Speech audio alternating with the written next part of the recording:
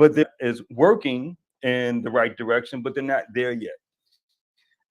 And what I found with that segment is emotionally they're having a tough time dealing with the terrain of marriage or getting married at rather not actually they're not married, but that process of trying to get married is emotionally draining for them.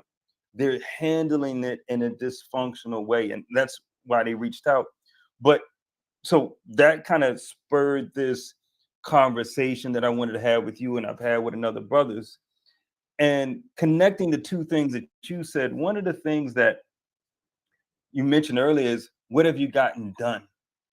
And I'm of the opinion that like confidence is something that you earn.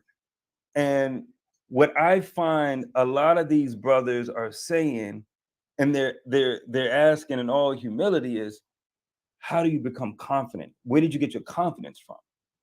And what I say to them is you actually just have to do. You have to one, get out of your way thinking, right?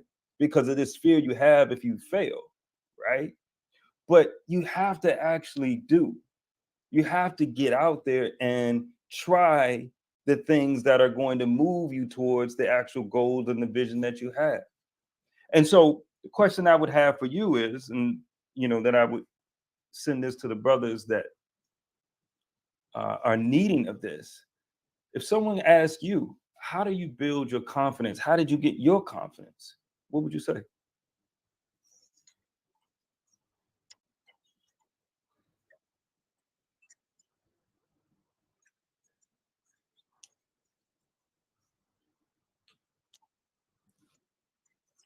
Mhm.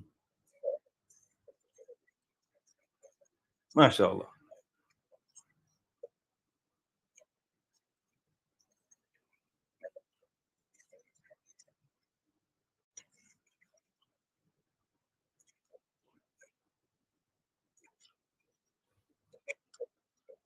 Mhm.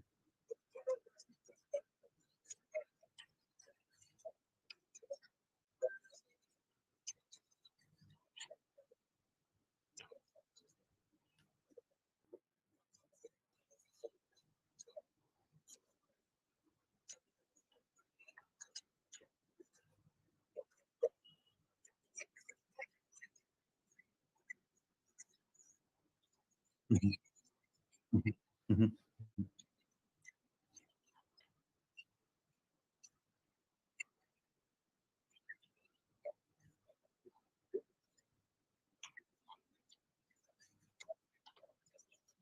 Mhm.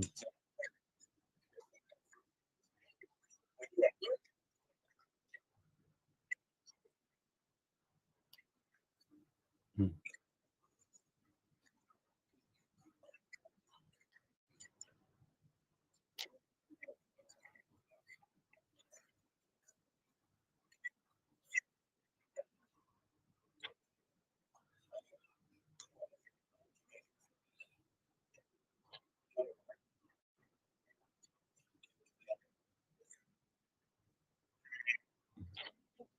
Mhm.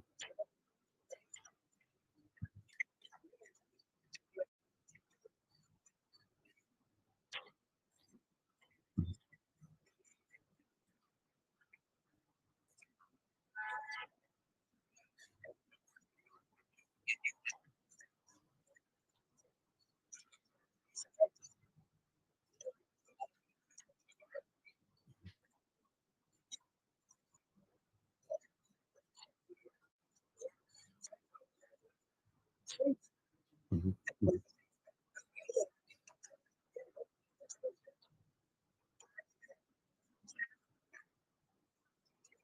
Mhm.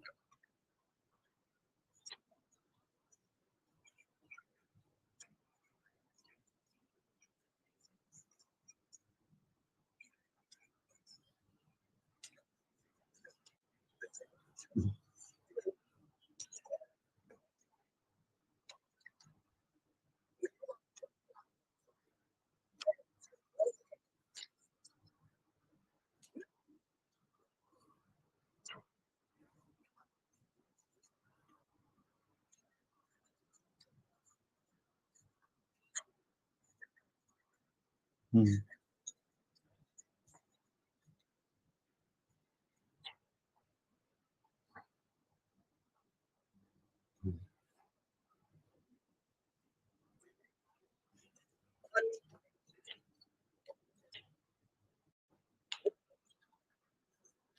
Hmm.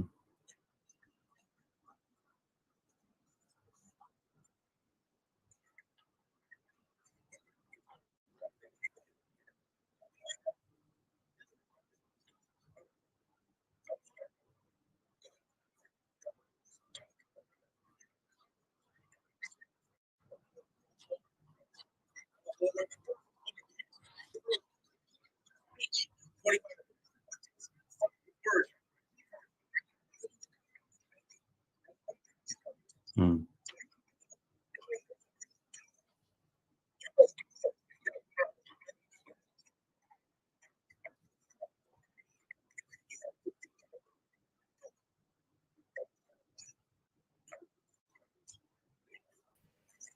No problem. No problem. I appreciate that. That was thorough.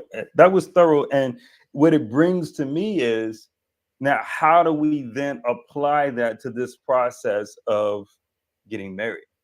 Well, How do we apply this to this process of uh, making yourself more marketable, more valuable?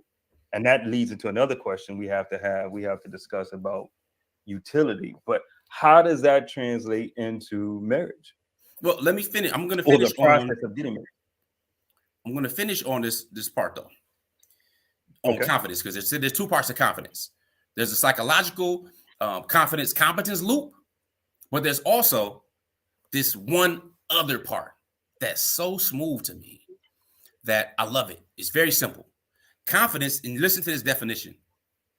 Confidence is believing that you have the ability to figure it out. That you have the Mhm. ability to figure it out. That's it. If you believe in the ability to figure it out, you can put your hand on your chest, you're feeling, you're thinking, you don't have mental issues or challenges. You may not have the answer, but you have the ability to figure it out. I don't care if you're someone going to a library, going on Google, YouTube, meeting a friend, networking, praying, making istikhara about it, whatever it may be. Having the ability to figure it out, that much should give you enough confidence. You only need enough to make your next best move.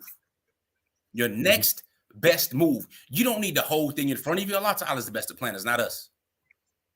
But what is it? Whatever the plan is, can I figure it out? As a new Muslim, you're like, oh man, learning this Arabic, learning how to pray, Al-Fatiha, trying to get it right, and 5 times a day, and trying to get this and memorize more Quran. And that was a challenge. But as you get into it, you do it, you're good. You getting up, you wake up middle of the night, you find it's a blessing. You get these rak'ah tahajjud. You reading Quran 4 pages a day, or 4 pages after every salat, you finish the Quran during Ramadan. These small things are fasting in the wintertime, this easy time to fast. Ramadan will be here in a few months.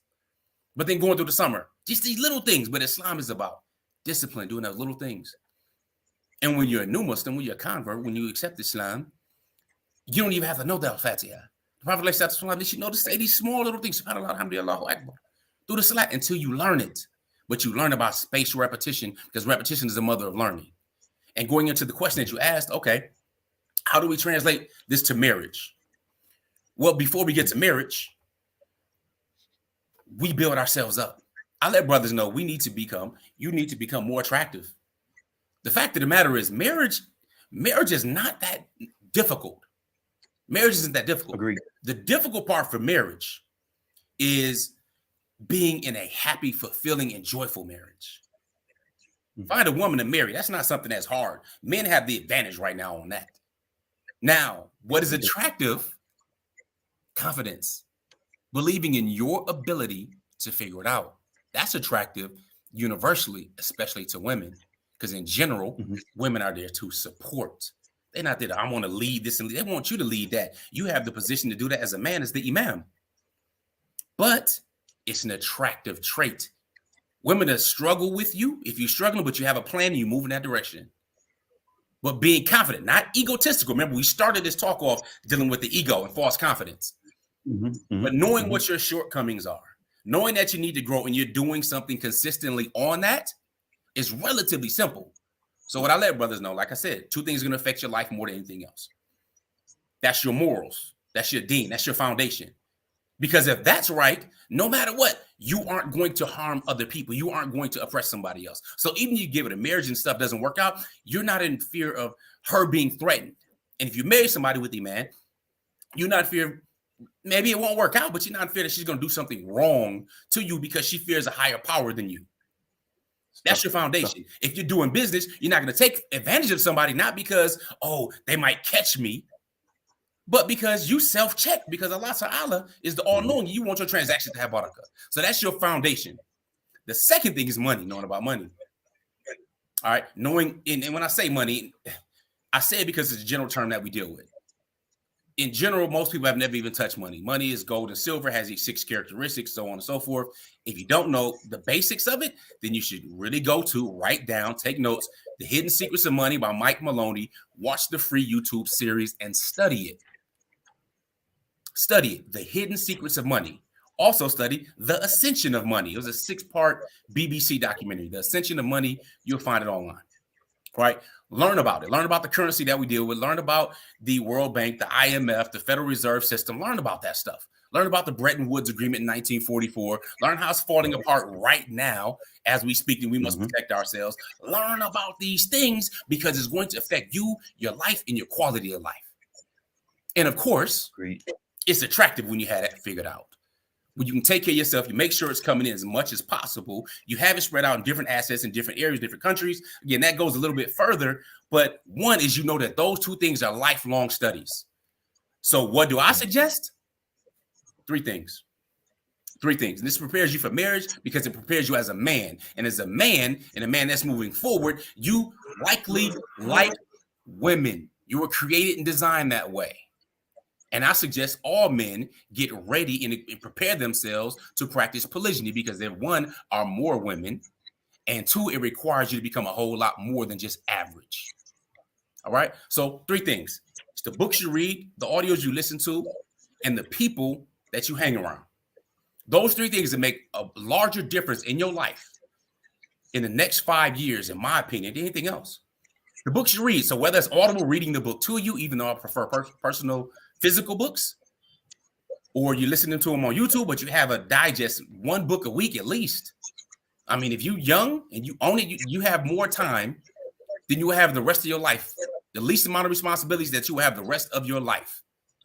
Let me pause you because I know from my sessions what I'll hear with this. Great point.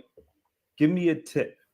Give a brother a tip. Give a sister a tip for getting through that book in a week or 2 weeks. What's a tip? Because I'm sure you know that that's going to be what people are going to have as a New Year's resolution or entering in the first quarter, is to get to level up when it comes to their reading and their consumption of knowledge. So what's a tip you can give people? All right, I'm going to give you 2 things. The first thing I'm going to tell you is to lie, cheat, and steal. To lie, cheat, and steal. Okay? And the second thing I'm going to let you know is about what it's called the slight edge philosophy. And pardon me if I go on a tangent, but it's going to take a few minutes to explain this, break it down. Hey, hold on. All right. I got coffee. You go all night, bro. And the wife and daughter are good. There you go. Let's chop it up. All right, let's get it. A good talk. Let's get it. I'm going to let a brother know and her sister know. Lie, cheat, and steal. When I first heard this, and I'm sharing information with you that come from my mentors. All right, see, a mentor is not necessarily a friend. They can be a friend possibly, but they're not going to tell you what you want to hear. They're going to tell you what you need to hear. All right, so my mentors asked for my permission. They said, look, Nazir, do I have permission to push you as long as I can push you to the bank? See, I wasn't taking their other lifestyle stuff. I didn't want any of that. I'm Muslim. You know what I'm saying? I didn't need that advice. I need advice on money. And my mentors had it. And it was coming in. They were building organizations, changing people's lives. And I'm like, yo, man, what can I do? They were like, A lot of people say they want it. So he said, lie, cheat, and steal. I'm like, look, bro, I'm Muslim. What are you talking about? Lie, cheat, and steal? He said, listen to me. I said, okay, what's up? He said, you have to lie awake in bed at night thinking about the possibilities. Thinking about the possibilities. A lot of people just should on themselves. They should. They should all over themselves. I should have did this, should have did that. Oh, 2021 could be my year. 2022. Oh, COVID messed it up. You ain't read the book, Who Moved My Cheese? And now your cheese getting moved and you complaining. You scared. You nervous. He said you got to lie awake in bed at night thinking about the possibilities, meaning that you are already planning, you're already envisioning a proper future. You're already making and having this vision for your soon-to-be family or wife or whatever it may be, but it got to be something that keeps you up and agitates you. So he said, lie awake in bed at night thinking about this. I said, okay, cool. We lie every day, all of us, right? So I can do that. He said, cheat. I'm like, all right, this would be an interesting one. Cheat. He said, cheat time away from the meaningless things. He said the average American watched like 7 to 8 hours of TV a day. And this is when he was telling me really before the internet or the early stages of like dial up, right? Now they spending hours upon hours a day on social media, scrolling, going back and forth or watching television, mindless things. You're not doing it for business purposes. He said, cheat time away from that. Cheat time away from Netflix. Cheat time away from scrolling over here, talking to friends, posting a fake life that you want to have, but you're not working toward. So cheat time away from that. I said, I can do that. I got it. My father didn't do it. My mother didn't do it. I got to do it. If not me, who? Then he said, you got to steal.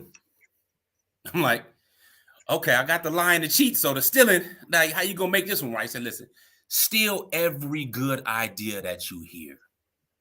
There's very few new things, very few new principles that are timeless. Steal every good idea that you hear. So I'm like, bet, got that. Got that. Then one of the first good ideas I heard from my other mentor was like, look, it's okay to copycat as long as you copy the right cat. I'm like, word, I'm already in Think and Grow Rich. I'm already following you. You say, listen, come to a meeting a week, come to a training a week. Go to one training in another state every single week for 4 hours. Invest in yourself. So this goes to the tips. That's the first part, lie, cheat, and steal. Now, you want to tip and get through a book a week? The average book, about 250 to 300 pages. It takes about 4 hours to read. About 4 hours at an average pace. That's if you're reading the physical book. Again, you can have the book read to you. Me personally, I might put it on 1.5 speed on Audible or YouTube, whatever it may be, unless it's a really technical book. Then I like to go over it. I like to take notes. But again, I prefer the physical ones. But where I am right now, it's hard to get the physical book, so I have to listen more often than not. So another thing, remember that cheat time away? Well, one of the things he said, look, one of the things I figured out was, look, I can go ahead when I'm in the shower, when I'm grooming, I'm washing up, your brain is thinking, it's going. For some people, it's already at the job. For some people, it's already at the school. It's not being present in where they are. They're eating breakfast, talking with their children, or just seeing their children, or in their device while they're right there with another human in front of them, missing this time as their life goes by. But why not have this book right here, or this audio, those 3 things I talked about? Why not have that playing while you're in the shower? Why not listen to Jim Rohn and get some gems? Why not get some Kiyosaki popping? Not any Islamic stuff, not on any Quran, nothing like that. But why not have that going on when you're in the bathroom? Ain't nobody else in there bothering you. You know what I'm saying? That's some private time, even if you have children, right? Or you're driving. So you have a drive time university. Many people commute to work and spend more time in work than some people will sit in school for an entire semester. But they will miss that time listening to the news, talk radio, music. All this stuff is bubblegum for your ears and does not directly impact your financial, your religious, or your familial life. So those are the tricks. You want to finish your book a week? It's nothing. It's nothing. When you get on it, it's like working out and feeling well. You get addicted to it. You want more of it. You see yourself growing, coming up with these different concepts and these different ideas. It only takes one to put you on the trajectory toward winning. So if you don't think you can figure it out, if you're choosing to speak negative to yourself, the first book I'm going to suggest you get, which is a foundational book that everybody should have, no matter who they are, where they come from, is by Carol Dweck. The book is called Mindset. Mindset by Carol Dweck. You have the fixed mindset or the limited mindset, then you have the growth mindset. Those are the only 2. And you don't just have one or the other. It's a mix. I'm not going to go into her book, but mindset. Find out where you are, take your quizzes, take your assessment, and build from there. That's the foundational book everybody needs to have. And if you're looking for more tips and so on, then, of course, the next book you need to have is by James Clear, Atomic Habits, unquestionably. Yeah.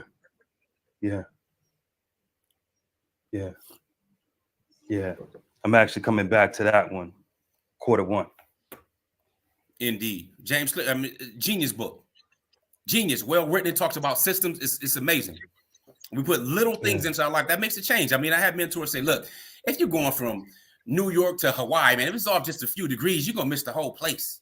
You'll miss the whole island, everything, just by a few degrees. So you have to check, you got to correct, you got to go back and forth all the time. And the more you do, the more you're on it with yourself, whole new person. Agreed. Let me come back, because I also want to, because you kind of slid that in there, subtly but clearly, about every brother should prepare for polygyny. I'm gonna come back to that. I'm gonna circle back to that. But I got one more question I'm gonna pose to you right quick, because this is again came up from a discussion with a few brothers that it took me kind of off guard. I didn't expect it, and that's this: is there something wrong with sisters marrying you for your utility? Is it something for wrong me? Yeah, is there something wrong with that? For me, I don't know. So I have one response as the coach counseling lens that I gave, but on a personal level, to me, that's what you want, right? Like I want to be able to present to a sister that I have utility, that I can bring a certain lifestyle, a certain comfort due to the resources that I'm able to procure. And so it took me off guard when a few brothers were taken back by that. Right? So it just no judgment, but it just I just like, that's what you expect from a woman, right? Like, am I off? Like, well, honestly, like real talk, like the word that's missing. Like I expect. The word that I think is missing here is there something wrong with sisters only marrying you for your utility? You know what I'm saying? If this is the only reason they're marrying you, as in they're not looking at developing a relationship or having love and building a family and those types of things, having some type of sakina in the marriage, then you just feel you're being used. But you want to be used. I mean, there's songs about it. You use me till you use me up, right? So you want to have the ability, one, to demonstrate, of course, your worth, but at the same time, you're doing the same thing for her utility, which is totally different than hers. That we need each other, regardless. Now, if it's only for that, like you use me just for my stuff or just for these things I can do, if that's only the thing, like you don't have attraction to me, nothing, it's just, oh, you have this amount of money, so therefore I'll just be stuck and do this duty, and something is robotic, and there's not love and that companionship and compassion, then that's going to be a challenge. You're not dealing with robots here, but there's an expectation of that. You are supposed to do that as a man who has daughters. As a man who has daughters, you think I'm not going to be looking for a man who can demonstrate his utility and ability to get things done and take care of? That's common sense to me. Sadly, we get today that you as a man can be just like a woman. And this whole thing is, men are basically women with penises and women are men with vaginas. We're all the same and have the same thing. No, we're not. We're different. We're built different, want different things, and we're supposed to be. That's normal. It's natural. It is what it is. There's nothing wrong with a woman doing it. That's how they choose. They're hypergamous in general, right? So they're supposed to be able to do that. The question is whether or not we feel that we have enough confidence and self-esteem to be the one they choose because of that, or at least are leaning toward or are attracted to because of that. Because if we don't set expectations and standards for ourselves, best believe somebody else has them for us. And when my mentors told me a while ago, it's like, if you don't set goals, don't worry. You don't have to really worry about it, because somebody else already has you as part of their plan. Yeah. So it wouldn't make sense to me. Now, if it's only for utility, then you get into the part of using somebody. For yourself, I'll give an example. Somebody can see you, you're doing things, you're making stuff happen, everything else. And now, just like you get male predators, usually that, is related to sexually, you also get female predators. you know what I'm saying, traditionally called gold diggers, so on and so forth, right? So we have these things for people who only want to utilize somebody for their utility, meaning that's it. That's the only thing you could do for me. This what I'll do is just transactional. And that takes out the love, the compassion, and these other things that marriage is really built for. You know, so if the word only do you was think there, a part of that I is get it. do you think a part of that is not having a vision?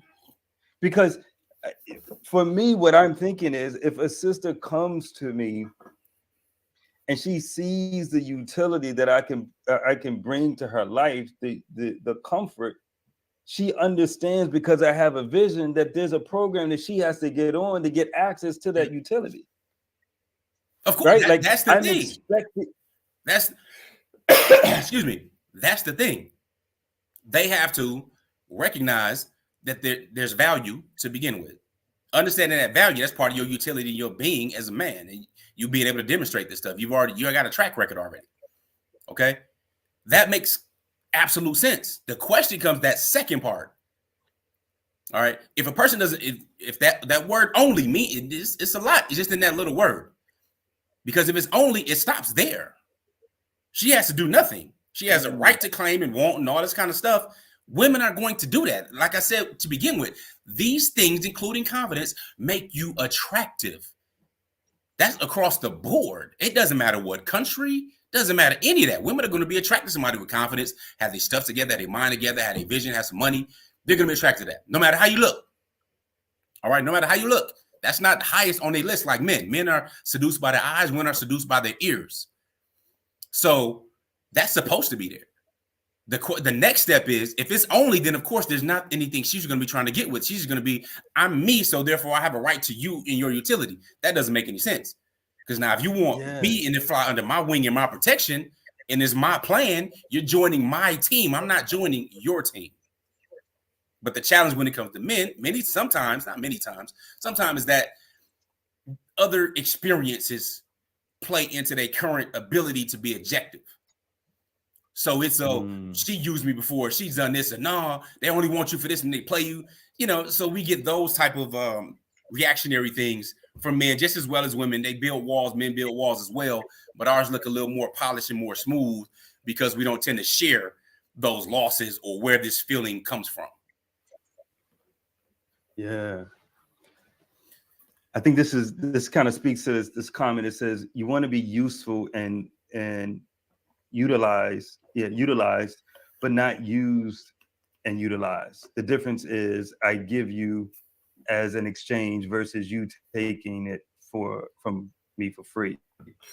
Yeah, I think, again, for me, when I hear this whole dynamic, it's that leading part. It's like having that vision, having that program, and any sister knows that when she comes in your space or she wants to get on the team, she's going to have to bring some value. And that's a fair exchange. And I'm not going to allow myself to be used because I have a vision. I have a direction, right? Because anything you do is going to be on this train in this direction. We're not stopping to go in a different direction. You got to get another brother for that. So I just, it was something that came up that for me, I found a little bit, I was perplexed. Like this is you want to be able to afford a woman a certain comfort, right? And she's going to give you that in exchange because of what she brings to the table, right? I said it before, it's a dance, and you just got to be willing to dance, right? Let me come to this other piece, since you brought it up.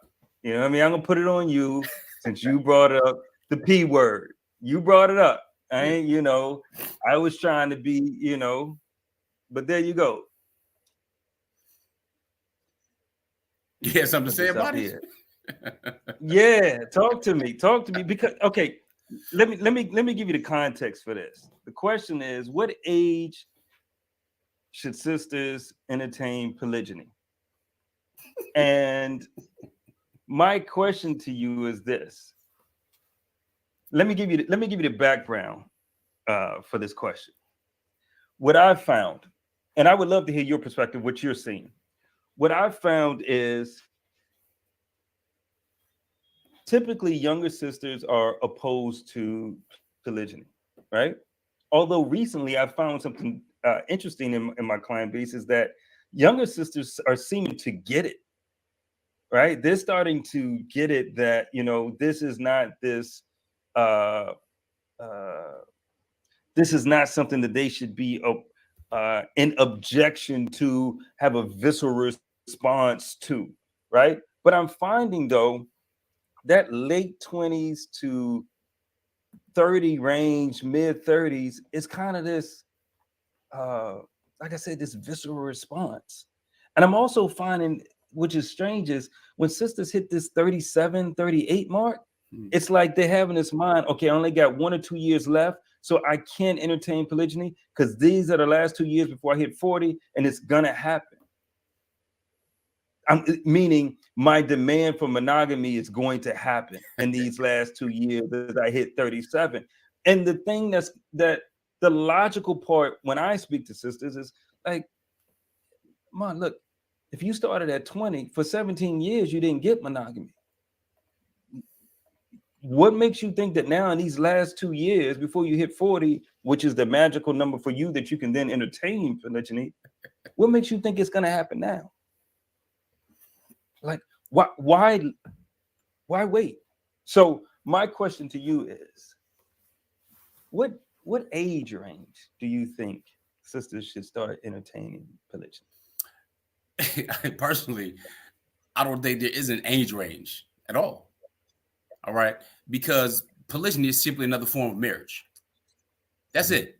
Now, you see, some people may watch and they be like, "Oh, well, you're talking about polygamy, blah blah blah," and it's only for those who are single mothers or divorced or widows, or they give all kinds of different excuses that Islam doesn't give, and it benefits all of them, yes, but it's not restricted to them. And the reason I say any age is because, okay, cool, you can wait on monogamy all day, but here are the facts: the vast majority of people in monogamous marriages divorce. All right, so you're going to wait on something that's most likely going to fail anyway? Okay, when you say that these younger women are recognizing that polygyny is an option at a younger age, for example, now they come to the realization that, you know what, maybe I can pick somebody who's already demonstrated he's good at building a family and has more resources, because this is just the reality of things, and they're breaking away from this feminist liberalist thinking that, oh, everything can be our way, we can have everything how we want it to be. And even at 37 years old, you consider having a geriatric womb. That's a horrible name, by the way. But you can be geriatric. I think it's like at 35 or 36 now, something like that. But geriatric womb at that age. And of course, women have that biological clock. Now, I'm also speaking as a father. I have adult children. I have 2 children that are married. I have 1 grandchild and 1 on the way, inshallah ta'ala. All right. 2 of these daughters, they're married. They prefer monogamy. They're married in monogamy. And I have 3 more daughters I'm responsible for. 2 more biological daughters and 1 bonus daughter. Okay. All of them desire polygyny. None of them have ever been in any relationships. We're talking about early 20s and 1 who will be 18 in a few months. They all want polygyny. Okay. A couple of them want to be the first wife. Then they want their husband to marry multiple wives because they see the benefits of it and how it could work functionally. And they see the wisdom in it because their parents are practicing it. Now, was it always that easy? No, it wasn't. That's why we came up with different products. That's why we formed outstanding personal relationships, and we're educating people about polygyny right now. So if you think it's just all about you as an individual, as a woman, it's all about me, you have to provide for me and, be my knight in shining armor and all this old stuff that Disney got you mixed up with, you can continue to believe this delusion if you like. All right. If you understand the whole history of polygyny and monogamy, you'll recognize, just like Nancy Cott puts in her book, Public Vows, that it's a very sinister reason that it was put that way and designed by the West in particular. And it goes all the way back to white nationality and white nationalism. It's something else. But at least for America, how America is concerned. But the point goes to this. Polygyny is simply a form of marriage. Only has it become, monogamy has become normalized in the last couple of 100 years. All right. Men, we have not changed. People, it's a different time. I'm going to tell you about what's different with time. The thing that's different with time is technology. Technology. Mm-hmm. Our biology is the same. 1,000 years ago, we have the desire to travel. We had the desire to procreate. to earn income, 5,000 a year, 10,000 a year, 150,000. We are the same as human beings. Technology has changed drastically, especially in our time. The challenge is that women have become more vulnerable and taken advantage of in this time. So we're talking about 200 years ago, you'd be on a horse and buggy. You know what I'm saying? Your 20-inch rims would be made out of wood. You know, and 20 would be a little small. You need a barn and everything else, right? Just a couple hundred years ago. So a couple hundred years, nobody was flying in the air. That was not normal. Flying in a car, talking on a phone even 20 years ago that wasn't huge and having a big antenna connected to it, or having a phone that was a part of a bag, you know what I'm saying? Or a cord when I was younger, or taking food and put it in the microwave when it would bing. This technology moves so fast, it's crazy. Well, we can talk right now, different countries, different time zones, seamlessly streaming right online on the internet, costing basically nothing.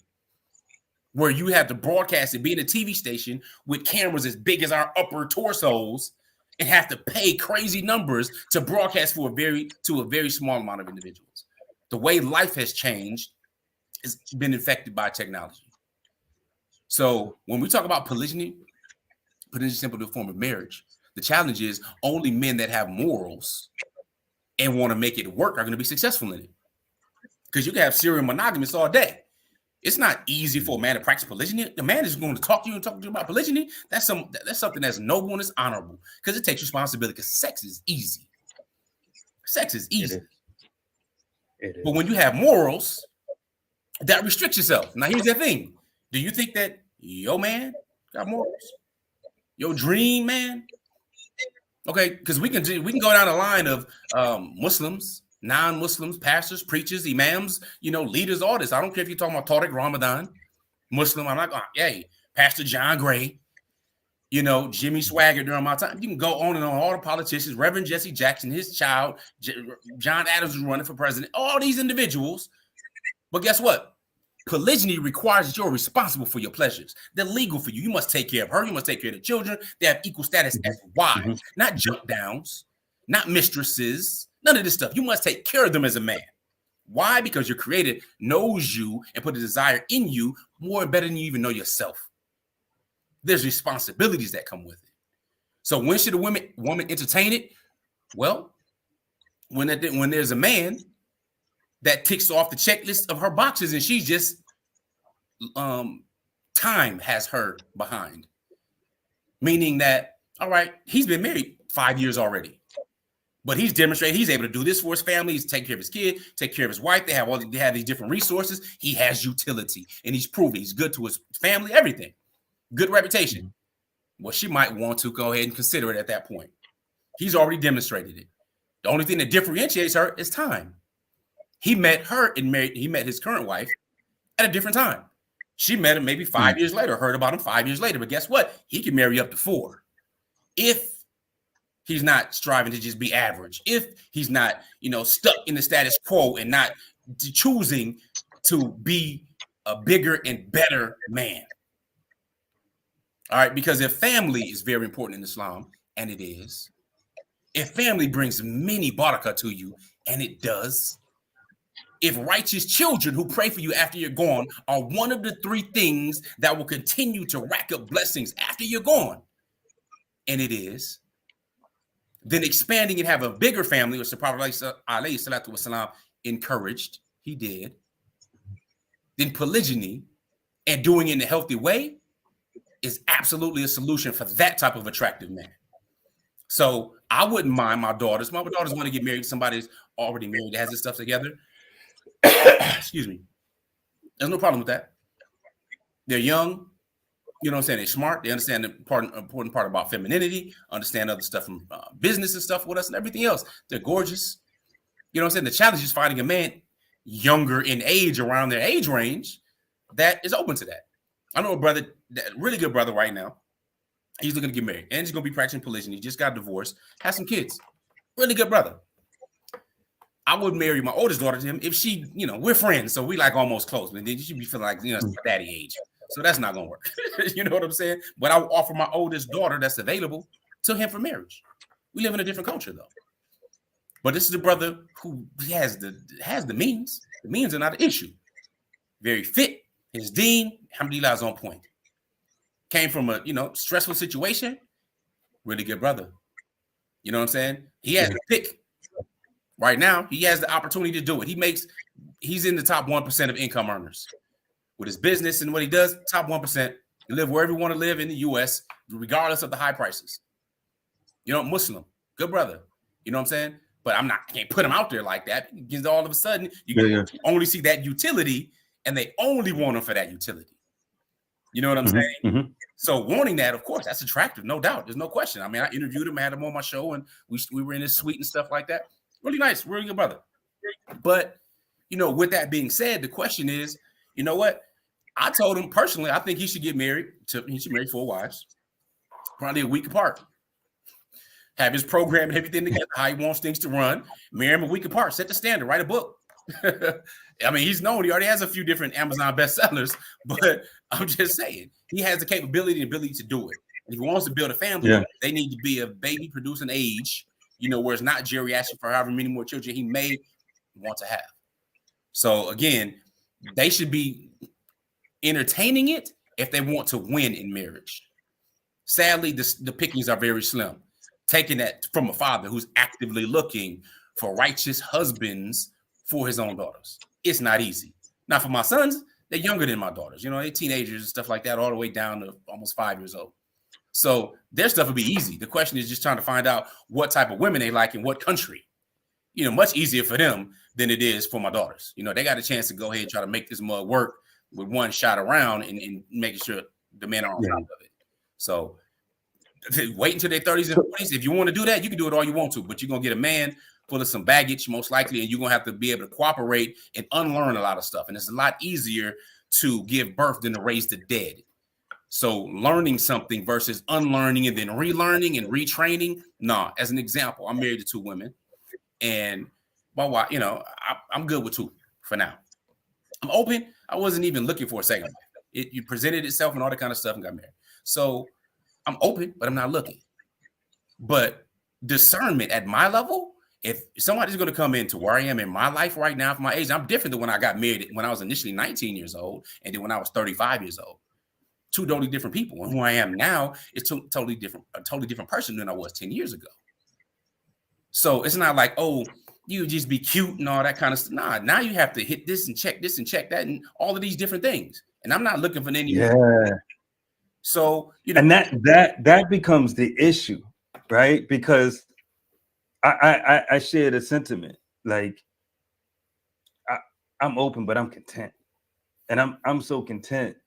I think the standard, the bar is just so much higher. You know what I mean? From when I got married years ago to where it is now. And look, let me get this game out to sisters, because shout out to my wife. May Allah preserve her, mashallah. I mean, I peeped her game.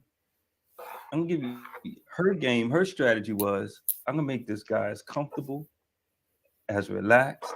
I'm gonna make this house as peaceful as possible, so that the standard gets high, so that anybody else that's interested in him, because mashallah, he come around with that bow tie on and that pink and purple, mashallah, smelling good.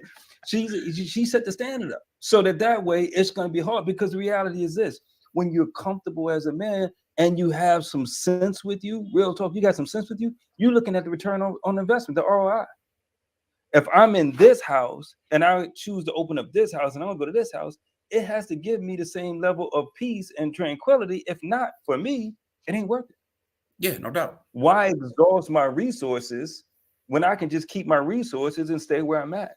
So the game that I would give the sisters that are listening, that may want your husband not to go down that route, but you're not putting up opposition, there's a slick way to do it. Just keep the house as peaceful and tranquil as possible.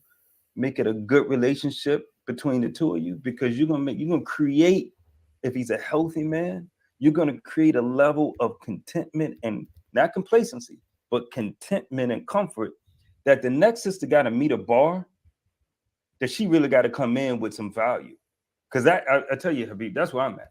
Like I got spots open, but I'm in a space where the bar is high. The bar is real high, and looks ain't gonna do it. Facts. Looks really ain't gonna do it. That's a given. I'm good, man. Like, Now I understand what my father meant when he said it's dime a dozen. I didn't get it back in the day, but I understand it now. yeah. Let me hold up. So I'm gonna come to one thing. So this is a comment that was made. Many sisters see polygyny as their last options, unfortunately, and that's what I see, unfortunately. I see it often in my client base. But let me put this up here. This is Coach Nasir's contact info, outstanding personal relationships. Make sure you take a minute to jot it down, take a screenshot of it so you can make sure you hit my brother up afterwards. I got another question for you. Since you brought it up, you brought this up. You see I just slide it over to you? Yeah, you know what I mean? Why should men prepare for polygyny? You mentioned that earlier. Yeah. Why should they? Why should that be a part of the mindset? Yeah. Well, for a number of different reasons. One is we know men's nature. A real man's nature. Now, I'm saying real man diminishing anyone, but a man has a desire for women. Allah Ta'ala says this in the Quran. You have a desire for women.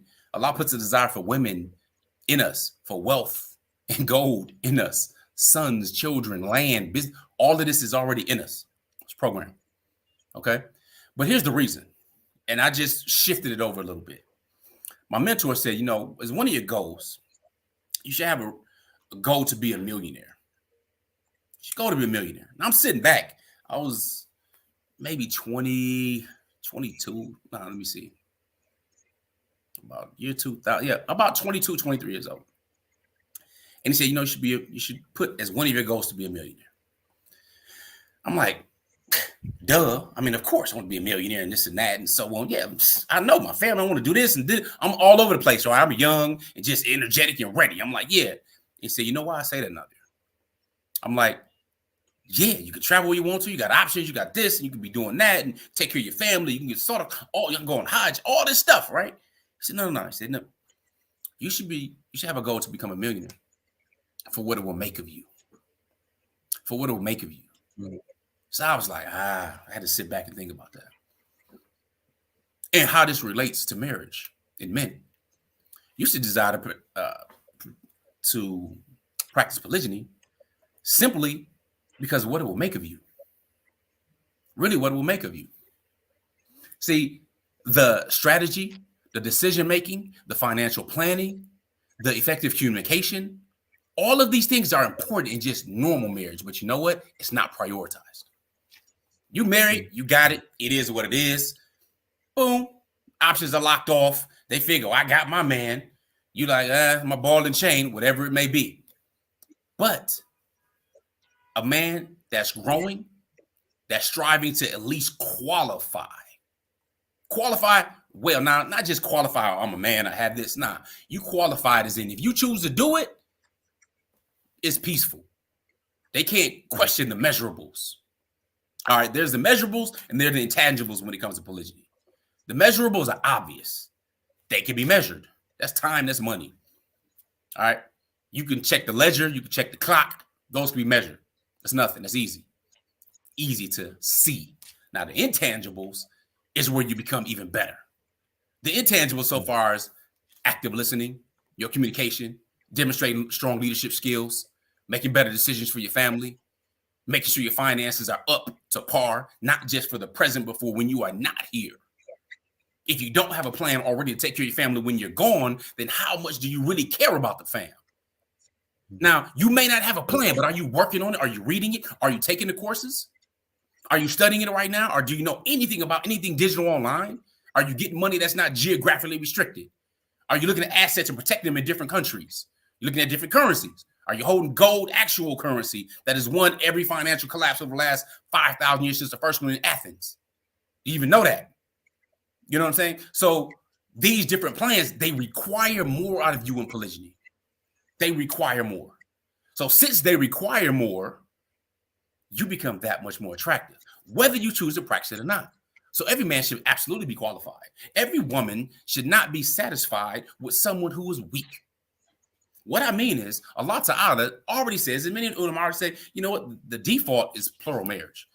Allah Ta'ala says first marry 2, 3, or 4. But then he says, if you fear you cannot do justice, if you fear you cannot do justice, if you fear you cannot do justice, then marry only one. All right, then marry only one. That's the exception to the rule. Now, many women are absolutely okay with their husbands feeling that they cannot be just. They're unfair. What kind of woman wants to be married to a man that's unfair and weak and not able to handle it? Isn't it much more attractive to be married to somebody that you know can do it, but chooses not to? Because you made it so comfortable. You set that bar so high. That it's like, do I even want to chance that? You know what I'm saying? I don't have time to onboard and teach somebody new and raise them up. That's not my job to do that. If you come into the squad, you adding value to it. You know what I'm saying? So, but that man has the ability to make that decision. The one that doesn't have the ability to make that decision is less attractive. So that's why every single man, you should be already mentally figuring out, all right, I got one. I need some people, I don't have any. Cool. That's fine. It's okay to be ignorant at first as long as your goal is to be intelligent over time. So that's why you should be checking out your finances, your physical fitness, your fiscal fitness, of course, your mental and emotional, your spiritual, and of course, your core values. These are just 5 requisites that I said are important for understanding what it takes to practice polygyny. So taking your own report card, where are you in these different areas of your life? You know, my guy who's open and stuff right now, in about 4 of those, he's good. One of them, he's really working on that leadership stuff and the emotional stuff. He still got to work through a lot of that part right there. But he knows it. And that self-awareness allows a change and able to be working on it. So when he's ready, he can literally and should literally, I say should, but you know, he's new. He's only been married to one woman in the past. But people are winning. Women have expressed interest. Of course, his utility is through the roof on a whole nother level. So it's like, why not marry one this week and the next week and the following week and the following week? Now you have 4. They understand the plan. You already laid the stuff out. You're being transparent. Everything else, you already have more than enough to take care of all of them. They come on board according to your plan. Why not? Why not at least have that ability? You may just want one and want to travel the world and do your thing and enjoy all this stuff and pay stuff off and set up orphanages and donate to different massages and all of that. You may want to just do that with 1 or 2. But to have that ability simply because it gives you options. And as you grow and evolve as a man, you should grow and evolve as a man. I'm not thinking the same way. Some of the same beliefs, yeah, but a number of them have changed. They've been refined over the years since I first got married at 19. Didn't have any, I wasn't intending to practice polygyny. I knew nobody who did it. But had I known that somebody said, you know what, you want to at least strive for that, then I would have probably been studying a little bit more, taking a little bit more time, putting more money to the side for different investments instead of some vacations, instead of getting some toys. I'd have been putting it toward investing in different things because I'd have been thinking that way earlier. Not until almost 15 years later did I open my mind up really to it, and this stuff became available just based on it. But had I done it a little bit sooner, it could have been a lot easier because money just means to give you more options. So I think every single man should strive for that and should voice that. 1, because they want to be a man fair enough to do it should they choose to. And everybody should have the harder and difficult conversations. And it's only emotionally difficult anyway. Because that will either raise traumas that you may have had or not understood, or your relationship with women, or the woman that you have married that might raise some things with her that you didn't know will come out to that time. Sadly, we don't understand the different challenges that happen, and what Allah Ta'ala lets us know that some of your wives and your children are enemies to you. And we don't know a lot of the traumas until certain situations come out. And one of those situations is polygyny. You know, whether that's abandonment from the past or different abuse and stuff in the past, things that may have been unmentioned prior to any type of marriage. And now they come out when polygyny is said, and you have no idea why. But having that conversation and open those communication lines, whether it's initiated by the husband or the wife, is essential. And if you cannot speak about it without just being reactive or highly emotional, then that speaks to the state of your relationship. And if your spouse is supposed to be your best friend, then they need to treat you like a friend at that moment, or find a time to either discuss it, or many times men like to talk on paper. Write it down, whether it's an email or just write it down, getting it out, because a woman to have 10 words to 1 word that we speak and outdo us every time with that weapon of the tongue. So I encourage all men to be that man that is qualified to do so, and all couples to discuss it, whether it's prior to or during your marriage, because even just having that conversation will strengthen your marriage, and you know where stuff will stand. You won't be surprised. Right, right. Question for you. Why do you think that that's not where we're at as men? That isn't even in the realm of our thoughts, right? That preparation for it on a serious level. Why do you think, for the most part, that's not there? Because it's difficult. What do you mean? Because it's difficult. It's much easier to have a side chick. It's much easier to have a girlfriend. All right, it's much easier to do things immorally. It takes a special kind of man to want to build another family, and share his utility and his resources with somebody else. For sex? Because that's usually what I think it is. Oh, it's just sex. Oh, sex is a part of it, absolutely. I mean, there's no question about that. We're men. But the fact of the matter is, as a Muslim, you can marry up to 4 women at one time. But guess what? As a Muslim, and all throughout Islamic history until relatively recently, you didn't have a limit on the number of women you could have sex with. Because you have concubines. You go to battle, you have prisoners of war, you have concubines. You weren't complaining about concubines. You could have 20, 50, 100 concubines. You could. Okay, so let's get that out the way right now. You were not simply restricted to having sex with your wives. That's not part of what the ayah says. Even the ayah even talks about, or those whom your right hand possess. Okay, that's what it's talking about. But today, since we're not dealing with that and that type of war and so on, we're just talking historically so that women understand our nature a little bit more and what's really going on. That is not easy. It's much easier to play the role. It's much easier to take advantage of women in today's society. You know, attention, many of them want attention. I mean, it's easy. You see it all over the place. Whether that's dealing with the Muslimas, who are wrapped and think they're covered, or those who don't cover, or those who pose and do all these types of things in different positions, or, you know, do one thing during the day, another thing at night. So it's difficult to say, all right, listen, I'm going to build this house. I'm in the status quo. People have girlfriends all the time. And now you talking about another wife? Nah, you have to call her a girlfriend. I'm more, you know, with that. Many wives would prefer that. Many wives like, you know what? I prefer you just go and sleep with her, cheat with her, than to go ahead and marry her, to give her a position of honor and status equal to me. How selfish is that? You'd rather your husband commit zina and to do something that if the hudud was enforced, he'd be stoned to death. SubhanAllah. You know, are we forgetting that the minimum that a man is going to have in Jannah is 2? If you make it there with that type of thinking, you know, the challenge is real. So the reason is not there in other circles is that, 1, again, it's difficult to do, but 2, we become so weak, so passive. We live in such a world, right? Well, I can't say a world. You know, the West in particular lives in such a place that we come from such feminism and liberalist thinking that we're, you know, for other words, you just weak. For other, you know, G-rated words, you know, we'll say weak when it comes to your man masculinity. Do you think it's a fear of society, community, what they will think, or do you think it's a fear of what the wife's response would be? Like, what do you think that fear is in brothers? It's both. Because when I speak to some brothers, they don't even, it's not even in the mind. It's both, because 1, society doesn't accept it. They don't, in general, accept that. Again, serial monogamy or girlfriend's boyfriend, they accept it all day. Something that, you know, has a massive negative impact on society, they will accept it.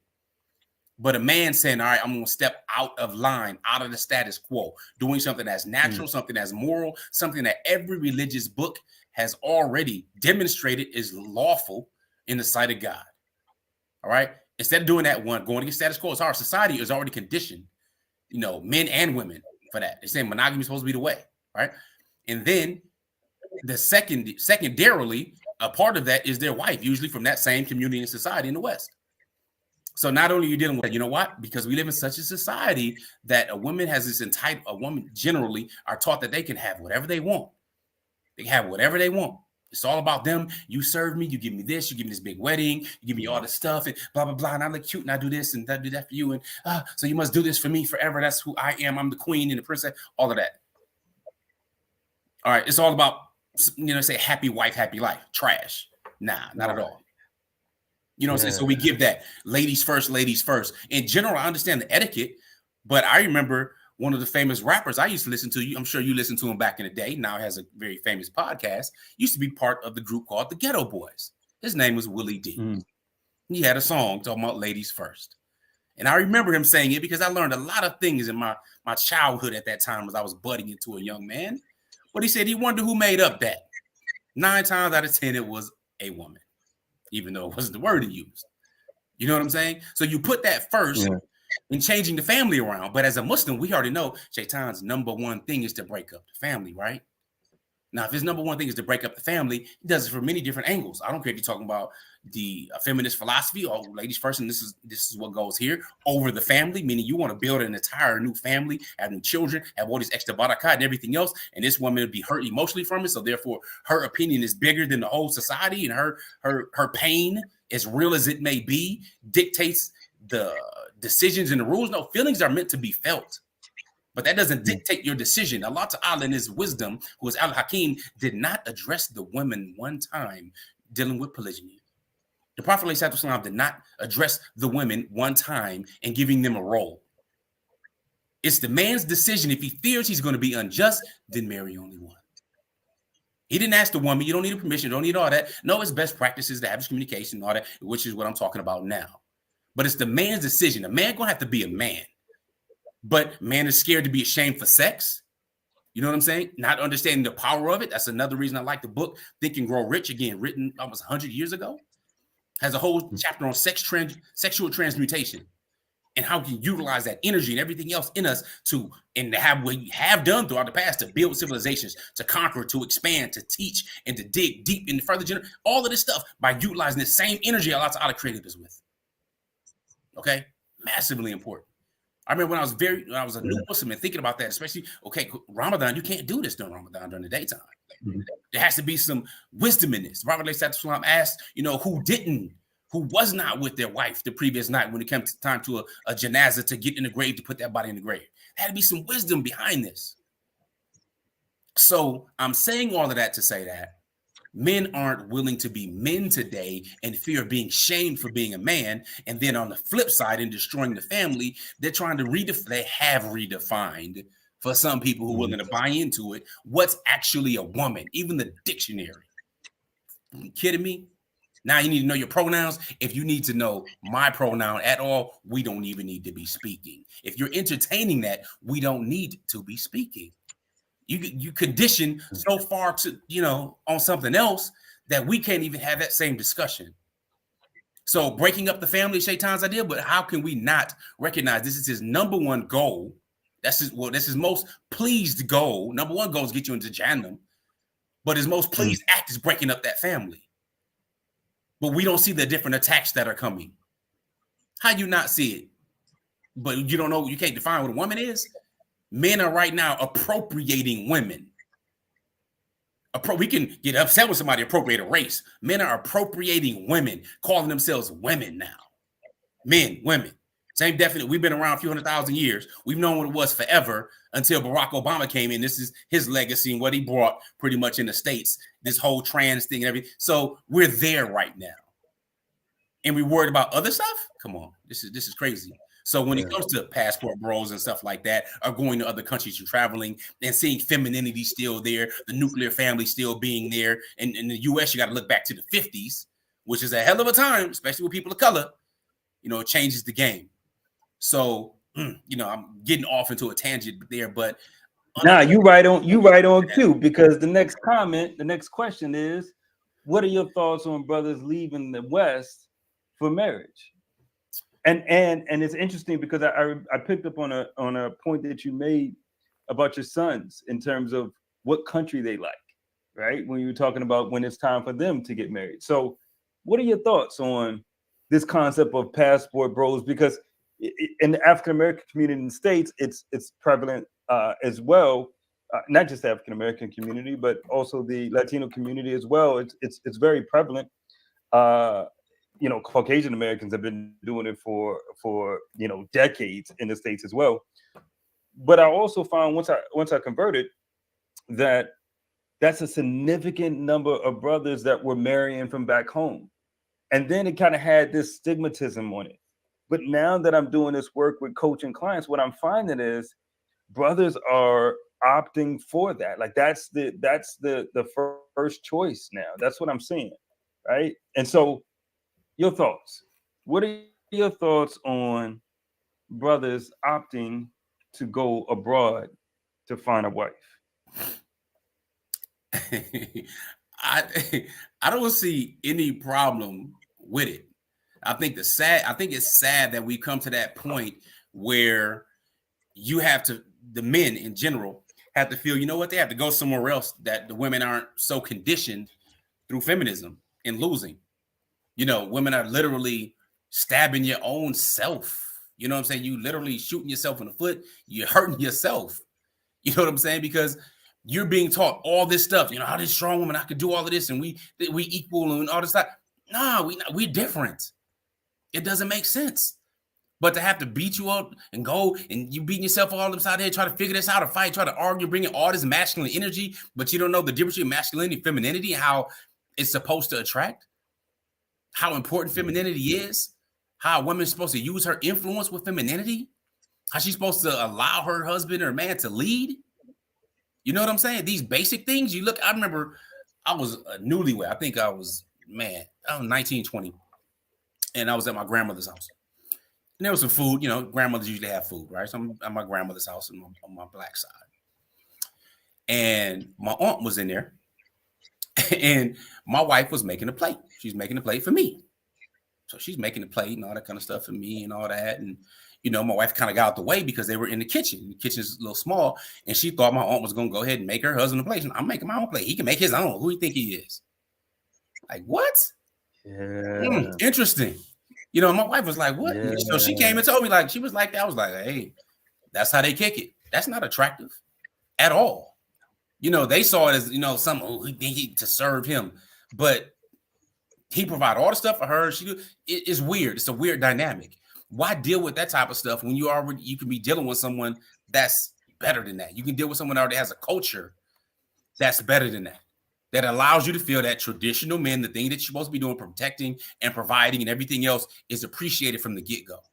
And they stay feminine. I've traveled to maybe 13 to 14 countries now, and I have not seen, other than the US, the amount of ridiculous thinking and conditioning that goes on. I mean, specifically happened, at least in my opinion, of course, the war with the black family happened after the rise of black consciousness nationally back in the 60s. You see the rise in the 70s of drug use, of course, of heroin and stuff after the war. You had the black exploitation flicks. Then, of course, 80s, you had crack, you had cocaine and stuff come through. Of course, you had Nixon, the war on drugs. The 80s took out a whole generation of people, including my father's generation, for example. 90s locked them up, with Clinton in the mass incarceration. And then, of course, we dealing with the children right now. So this has been going on for the black family forever. Then, of course, you got the whole gay and trans agenda. Who are the people that are carrying this out? Who is that in front of? You got Russell Westbrook in dresses. You got Dwayne Wade trying to change the gender of his son. You know what I'm saying? So the direct attack on the black family is clear. But the black family is also seen as the biggest threat, according to J. Edgar Hoover. He said the biggest threat was, black people raising up and uniting. Mm-hmm. We mm-hmm. didn't have an issue. We were funding the movement back in the 60s. We had the United Negro Improvement Association with Marcus Garvey doing over 100 years ago what no other black man or woman or organization has done to this day. There's no black ocean liners doing business with Africa throughout the Caribbean or going on cruises. There's no black manufacturing facilities and companies, owning orchestras and warehouses and auditoriums and facilities that build and make our own clothes and dolls and toys. None of this stuff. It's over 100 years ago from a man that had less than a high school education. but had an organization with over 6 million members. Who did they use against them? They had light skin, dark skin. You had W.E.B. Du Bois, against them. We ain't had nobody like Garvey since. Malcolm X's father was a Garveyite. It was getting their money together. Elijah Muhammad, that whole movement, you know what I'm saying, we're utilizing his principles. That's a threat to the U.S. And we didn't have problems having children. That's a white people problem right now where they're going against. And you see Nancy Cott, I wouldn't be surprised they'd be trying to put polygyny back on the bill right now to help improve themselves just on a racial basis. But again, that's another discussion. But I think it's wise.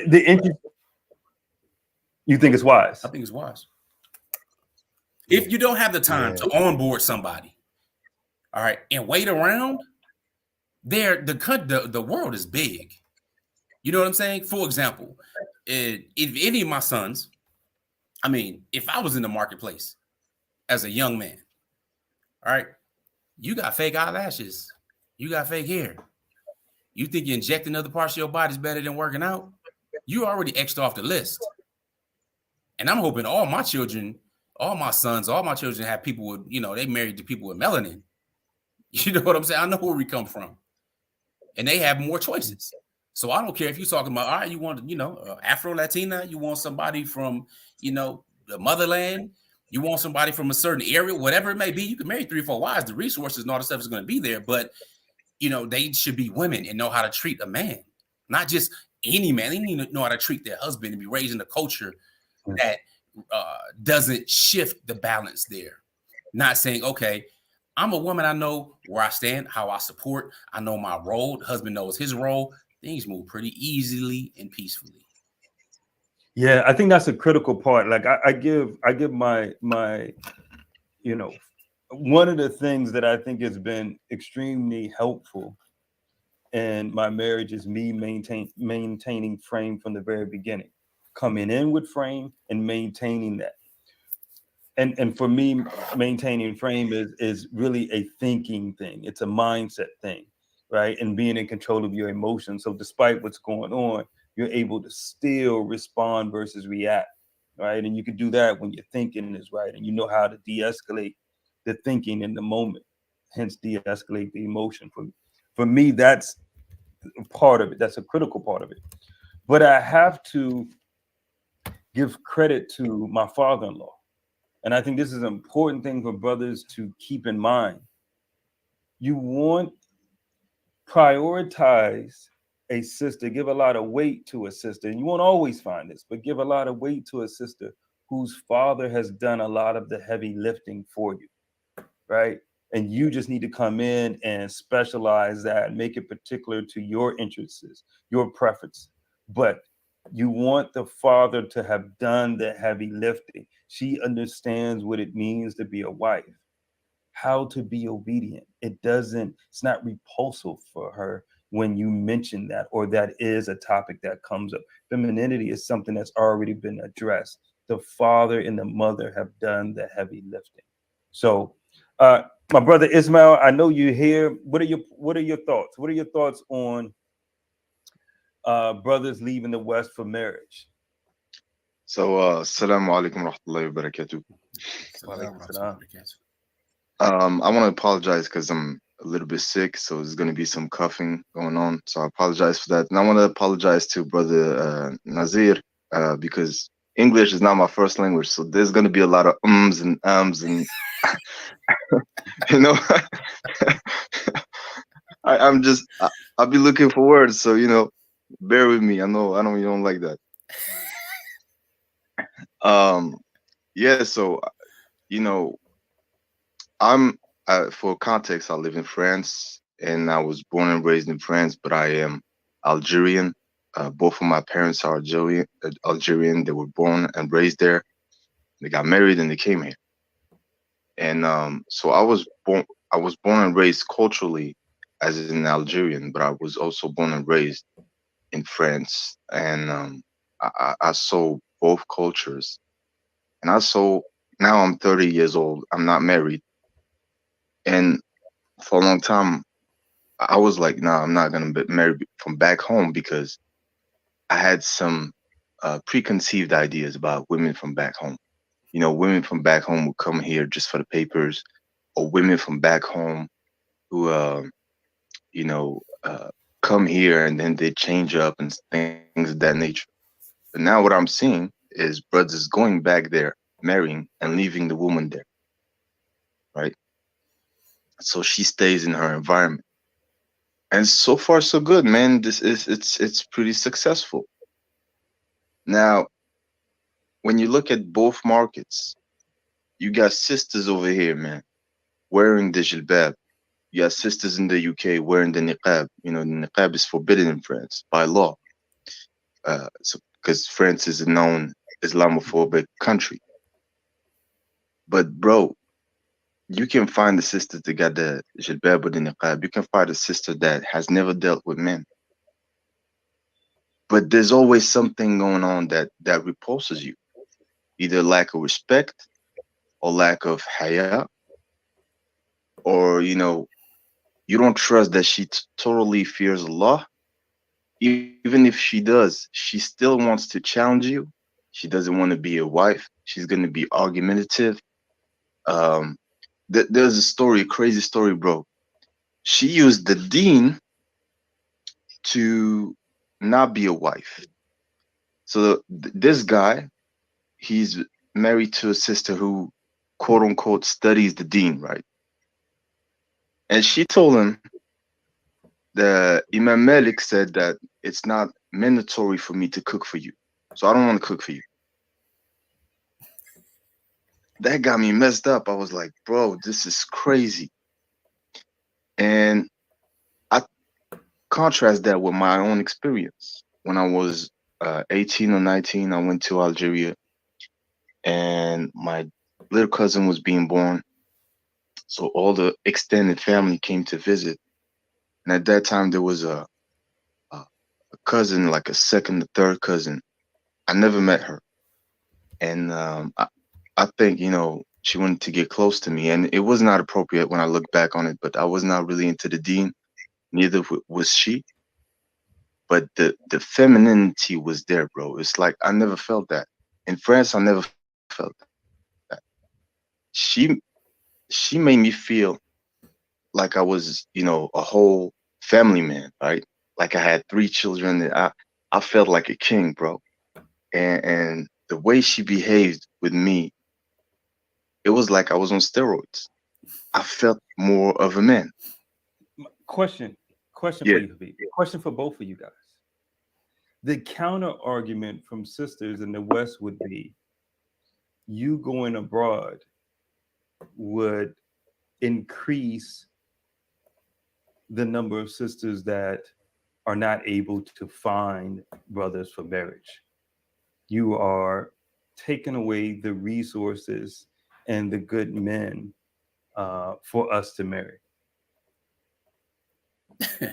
Uh, I'm trying, man. I'm trying. Like, I don't, It's I look, delusion. to me, I agree. I'm just, I'm trying to put the counter argument that is illogical on the table, because the reality is, sis, even if a brother does go abroad, polygyny is a valid form of marriage, and you can still marry that brother with resources. And or you can do the work beforehand to make the adjustment that you are the viable option. That's the main thing right there. Are you that viable option? Why is there such, it clearly cannot be such disrespect, all right, and lack of marriageable material like that men would actually be going to other countries to find women? Or is that yeah. the case? And if that's the case, how are you any different? And are you available for that? Because I hear people say all at the same time, well, if you marry multiple women, then that leaves less women for men. See, that's really not how it works. See, if you're living on a block right now and there's 20 single women and there's 20 single men on the other side, are these just going to automatically come together because the XX and XY chromosome, they just get together? No, exactly. That's not how it is. It's not that you're leaving the pool open or available. It's that you want something. You want something now as a man. You have standards. You have discernment. And if you aren't ready, or I don't know you're ready, or where you hiding at, then I have to do what I have to do. A man needs a plan, right? And a lot of adolescents know, is the earth not big enough for you to go check it out? See what's up? Can't blame bad behavior. I'm going to sit somewhere where somebody's been conditioned to believe that we need to state pronouns when we speak, or, you know, it's okay not to say if I was born at different and you confused about that. We're going to have a conversation about that. That's where we're starting. Nah, I'm going to go ahead and check this out and deal with these burdens over here. Maybe learning a different part of a culture or even a language. But I can understand and respect that in my nature, I'm going to feel at home. Now, I don't know how the sister was making, you know, the brother feel a certain way. You might be reminiscent and putting something on it because it's the past, and distortion and, you know, generalization can be coming here. But just to get that feeling as a man and to talk about that was like over about 10 years ago. But you want that every day at home. And if you can't find it here, you got to fight for it or fight somebody mind for it. When the society has already stuck that belief together like Velcro, and you have to undo all of that, is it worth it? When you can get a plane ticket and go somewhere else to check it out for yourself? Nah, see, that's where you got to be rational about things, ladies. Because I'd rather spend $1,000 on a round trip ticket somewhere to go ahead and see my options than to waste the stuff here and deal with other stress and try to train somebody. Like, it's anytime a woman says you can't handle me, animals and vehicles and stuff are supposed to be handled, not another human. I don't want to handle another human. You know what I'm saying? So if you think that you need to be handled, somebody need to be strong enough for to deal with the, nah, that's unattractive. Thank you for relaying that before it's too late, because you really can't fake those normal, natural feminine traits, especially if you're in a place where the family isn't valued like that, and these precious behaviors and feelings and characteristics and traits are being erased from the culture in mass. And then you want to join something with a man who wants those basic things. Now, he don't want you to go back to the 50s. He wants you to bring back the thinking of the home life of the 50s to today. Nothing wrong with that. Yeah. Because you want the same thing with being provided for and being at home and not having to work out there like today, like was done back in the 50s. And if you want that same traditional thing, that's what men want as well. In general, those who are of value. Yeah, I can't tell you the feeling, man. I had a feminist attack me once. So I made a post about the training of my daughter by my wife, right? And that when I come home, everything stops. They come to the door to greet me, no matter what's going on. Priority is me. And so this is not something that I came up with. This is just, mashallah, just how my daughter was, how my wife was raised. Again, my give credit to my father-in-law. He did a lot of the onboarding and the heavy lifting for me. And so I've noticed, and I made a post about how my daughter is being raised by her mother to be a wife, right? To prioritize her husband, who provides a comfortable life for her. And so this feminist attacked me. I was like, going, you're on some patriarchy. I can't believe that you would be instilling this type of thing in your daughter. And it's just the mindset of some sisters in the West. They literally, as you said, I think you worded it properly, they shoot themselves in the foot. What does it cost you to drop whatever you're doing and come to the man that has literally retired you, the man that literally is taking care of you? What does it cost you to come, stop everything, and give him a kiss? Yeah. It's about being strategic. And I think, unfortunately, and this is the part that I work with the sisters, is the emotion is getting in the way.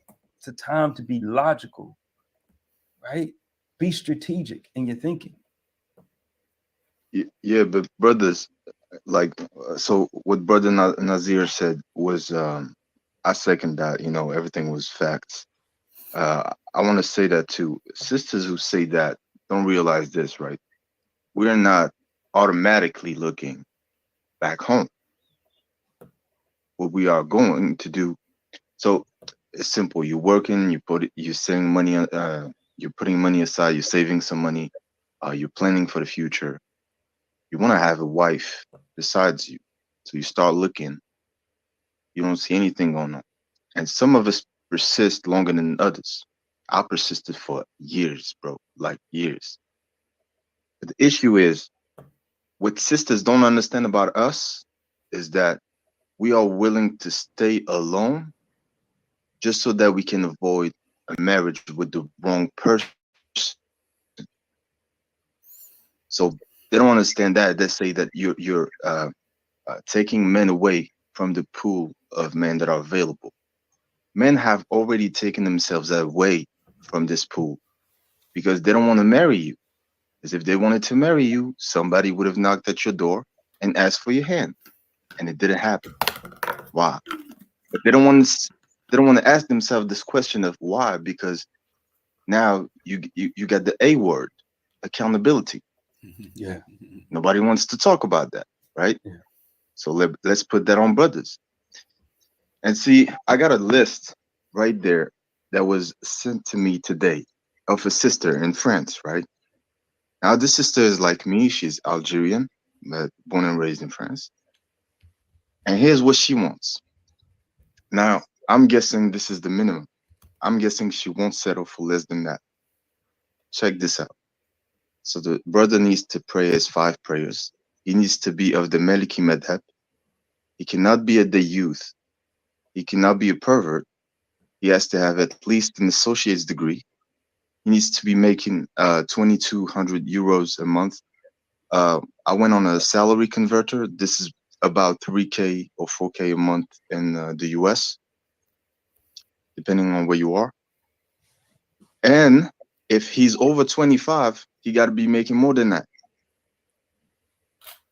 He got to be tall. He got to be handsome. Um, he has to be Algerian as well. He has to have the willingness to travel. Uh, he cannot follow any woman on social media. He cannot be younger than her, no more than 3 years, and no more than 6 years older than her. He cannot have a family that's quote unquote a leech or a family that has a bad behavior. He has to be willing to get married within 6 months, and he has to be willing to move out the country and go to a Muslim country within less than a year.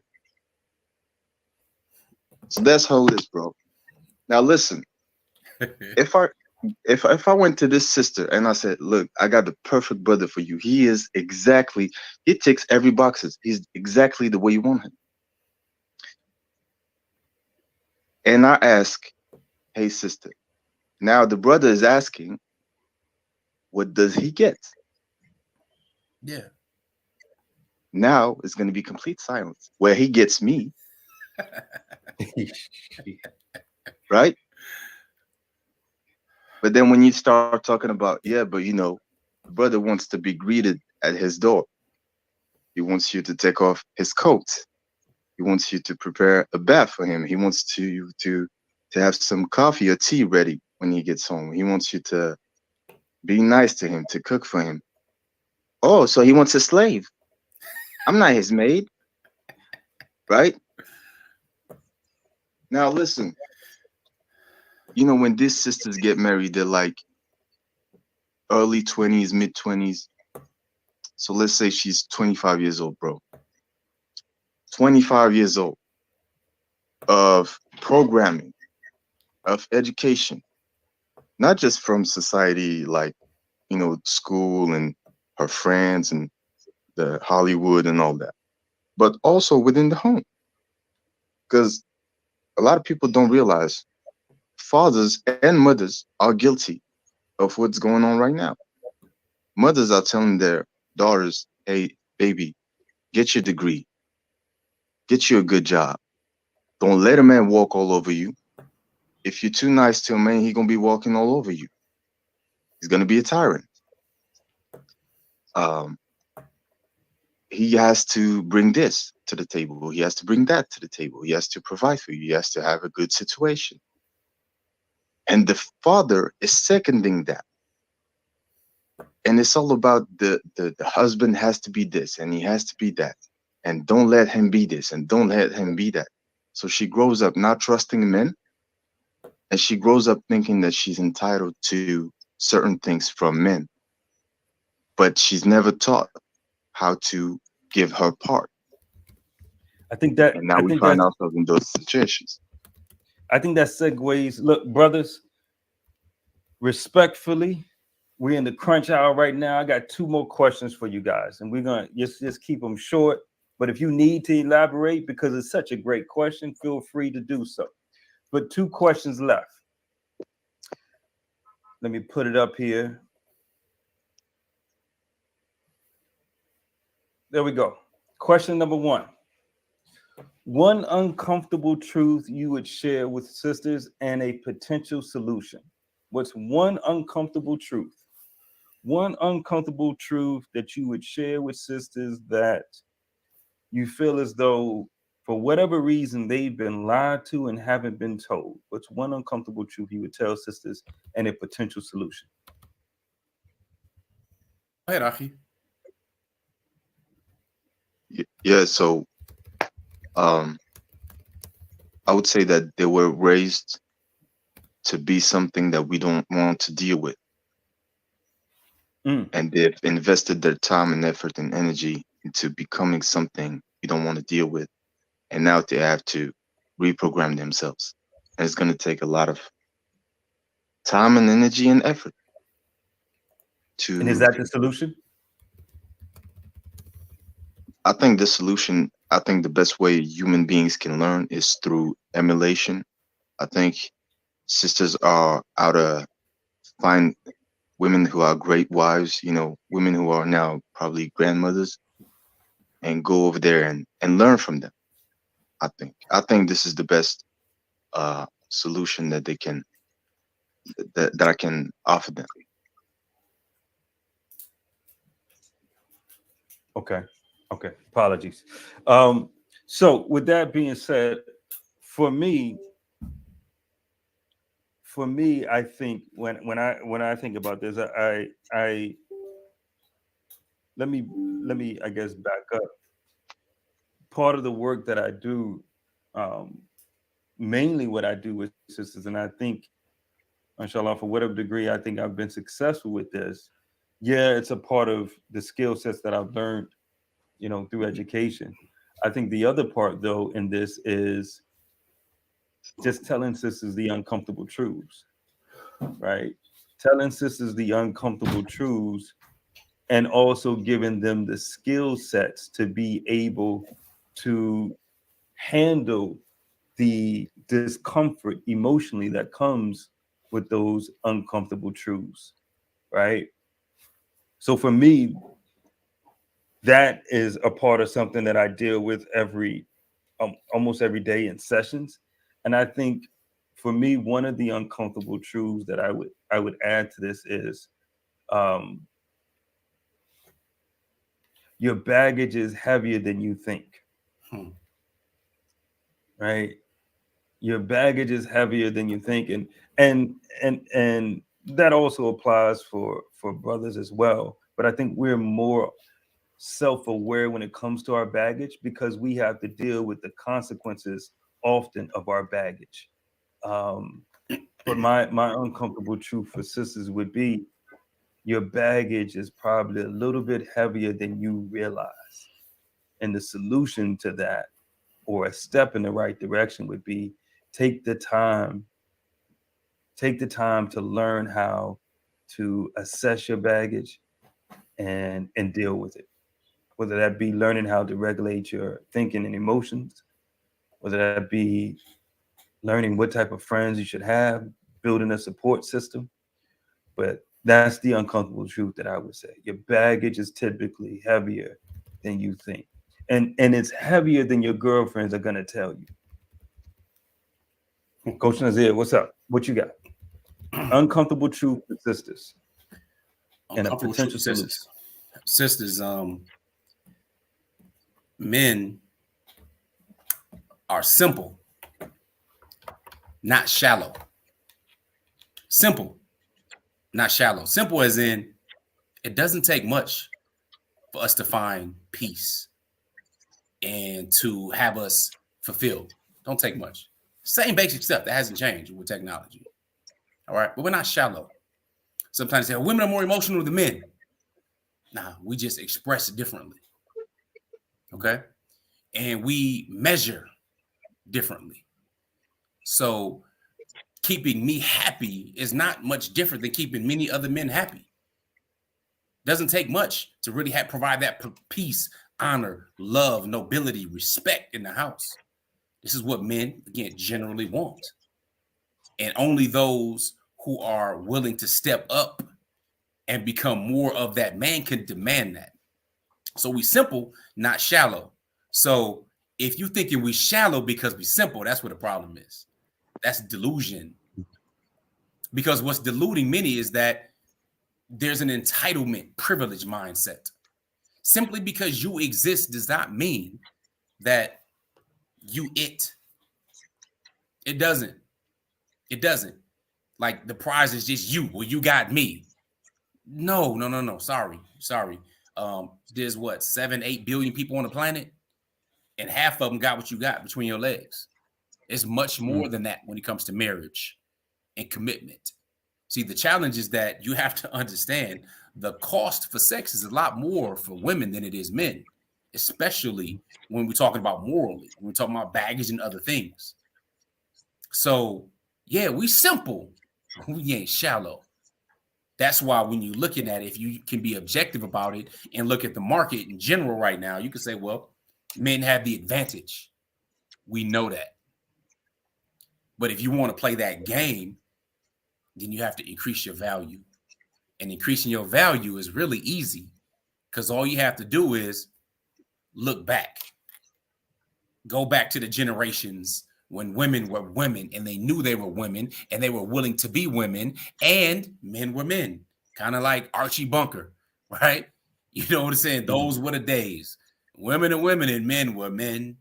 So my advice, we simple but not shallow.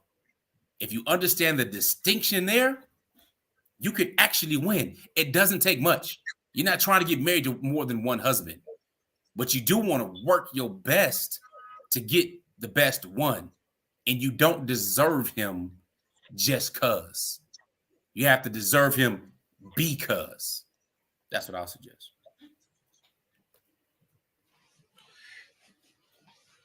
And Baduralu, apologies if I butchered that.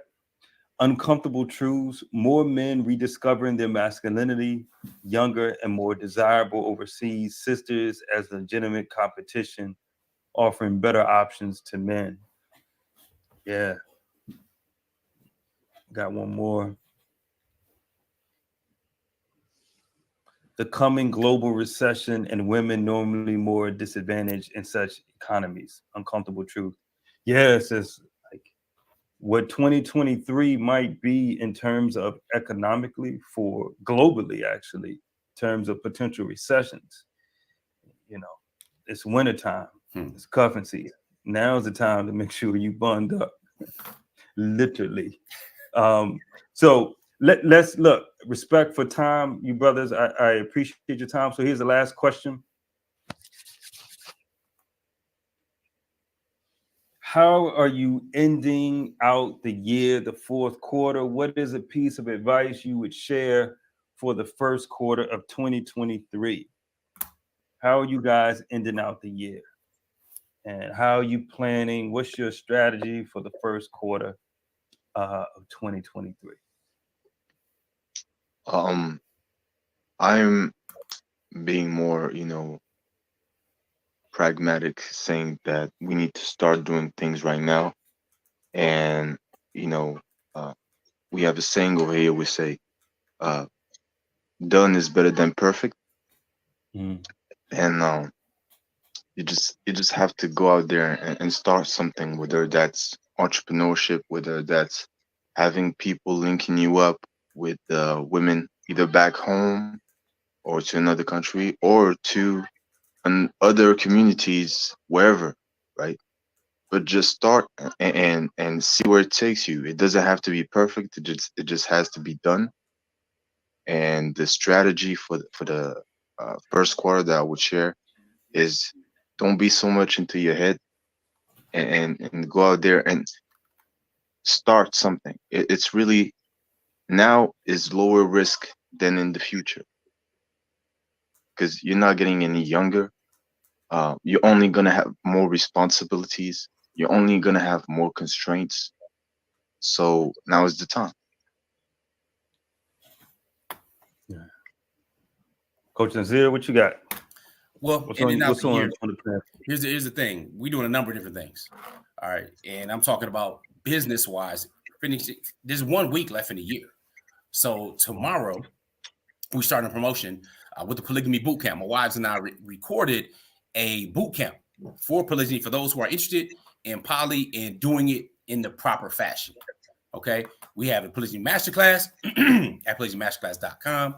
We have the Polygamy Roadmap, which I would encourage everybody to get, men and women. We have one for men, one for women at the polygamyroadmap.com. So what we're doing is we're running a promotion for a product that we have called the Polygamy Bootcamp, where it's $97 instead of $297 for the next 7 days. So if you go to Outstanding Personal Relationships or polygamybootcamp.com or whatnot, you can get that information. You can either join and take advantage of that before it goes up. We have an educational campus that is launching January 1st for marriage and relationship, of course, focusing on polygyny because it does not get its fair air play. All right, so the first quarter is going to be expanding our business in that perspective. Outstanding Personal Relationships, of course. I started initially on online marketing for myself and family with Outstanding Muslim Parents. So the first quarter there is going to be expanding and scaling the products that we have. And then our marketing company that I'm starting with my older children and my teenage sons and stuff as well, when it comes to social media and Facebook marketing and stuff like that, is already sketched out for the first 90 days of the first quarter. So that's just, again, business wise.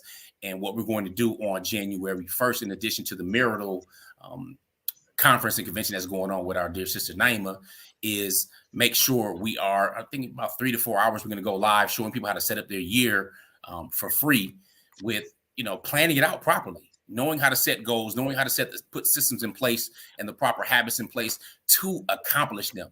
And not wait for a year. Like, it doesn't matter whatsoever that this Gregorian calendar is going to Ojak or January of another year. It doesn't matter. What matters is it's your lifetime.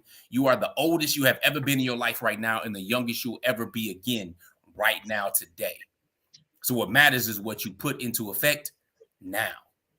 So the things that we talked about at the beginning of this, with the tips to get a book done a day, making sure your fitness is right, your physical stuff is right, your health and all of these things matter. But if you put it in place and you work that system, you have no choice but to win. So what we're doing, we're excited about it. We revved up about it, but it's not going to change what we're already doing right now. So there's 1 week left in a year. We have a special promotion going on with our Polygamy Bootcamp. Get our Polygamy Roadmap. Again, it's $7 to learn about polygyny and learn what it takes as a man to be on a higher level, but also what it takes as a woman to not be average and to raise above the trivial many, because the trivial many will always be out there. The shoulders are always going to be sharp, trying to box each other out. But once you raise above that, it's really not that crowded. So anyway, that's what we're doing. And I stick on the saying that, look, a wish changes nothing, but a decision changes everything. So be outstanding. Who says average is okay? All right. Average is nothing but the top of the bottom or the bottom of the top.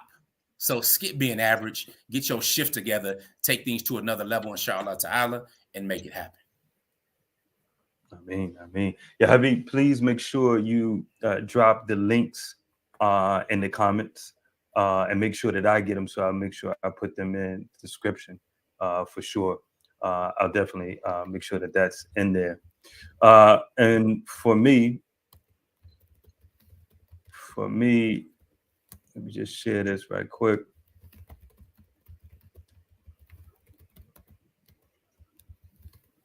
This is the focus. First quarter this year, what I'm doing is I'm launching my community, and it's focused purely on emotional well-being. That's literally what I'm pouring my energy in.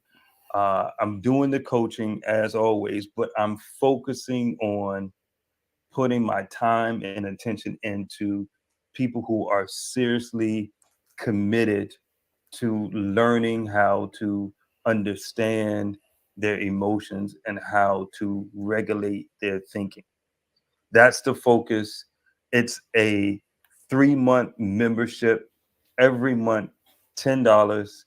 After 3 months, you have to reassess, are you gaining value from this or are you not gaining value? You want to stay in, you can, you pay again. The aim in this is to teach people how to get better, not just feel better. That's the aim here. I'm not interested in just having a whole bunch of people in this community. My focus is to teach people how to regulate their emotions. That's the focus. That's what I'm putting my energy into uh, for the first quarter.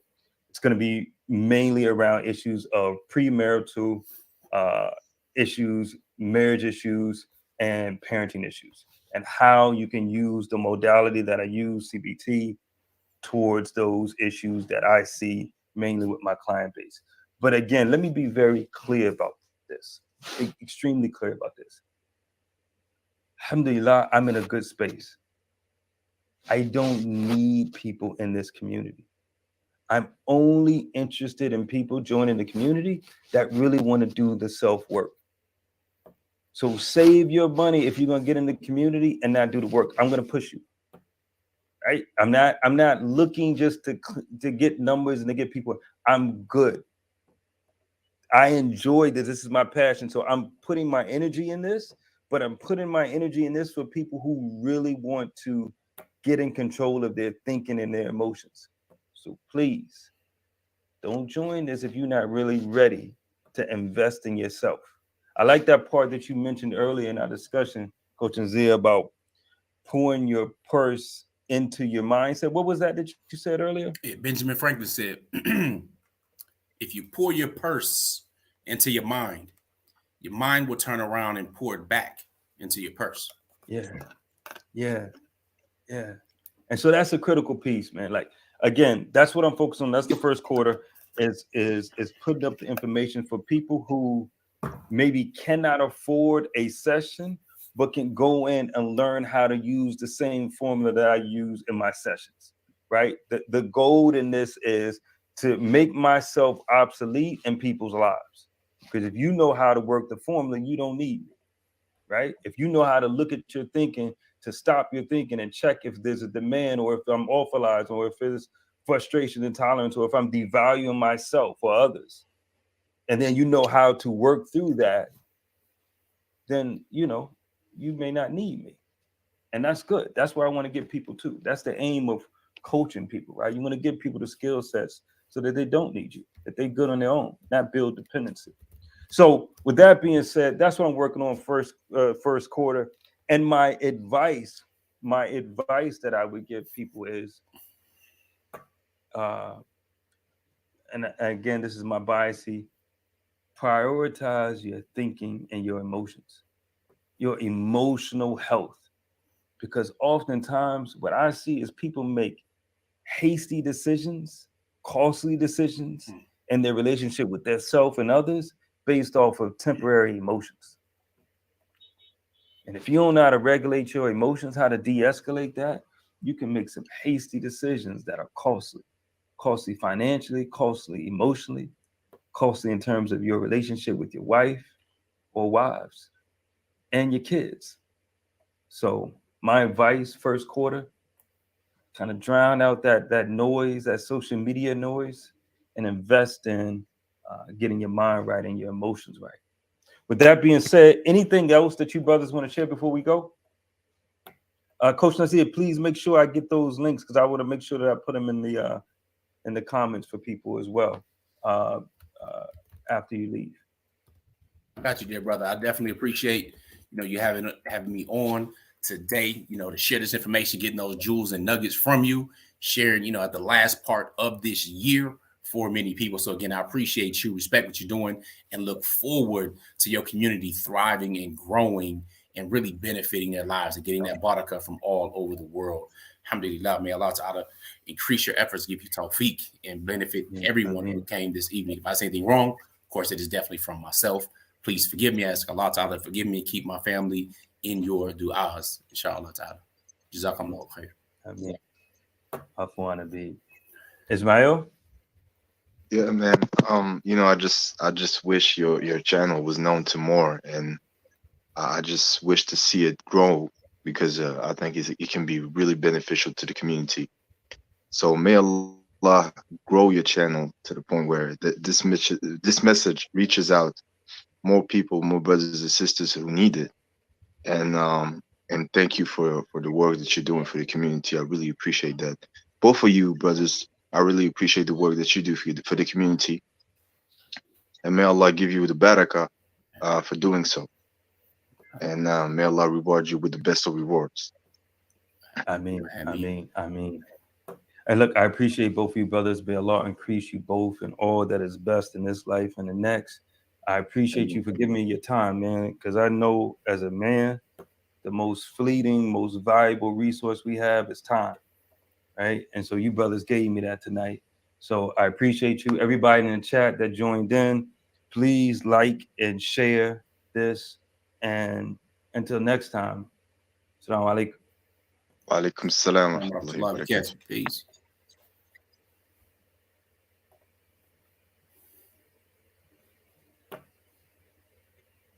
Salam, Habib. Look, I really appreciate you coming through.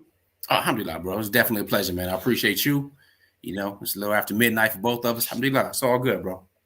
I'm gonna have you on. And look, it's my pleasure. Did the stream work for you on yours? Yeah, actually worked fine. I just maximized it and I'm sharing it. Good to go.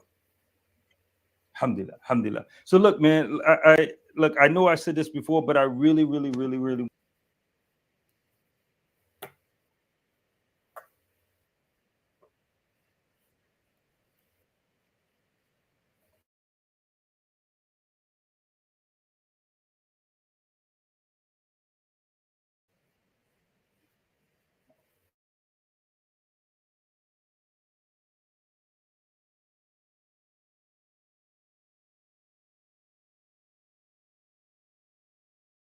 Make sure the speakers are on.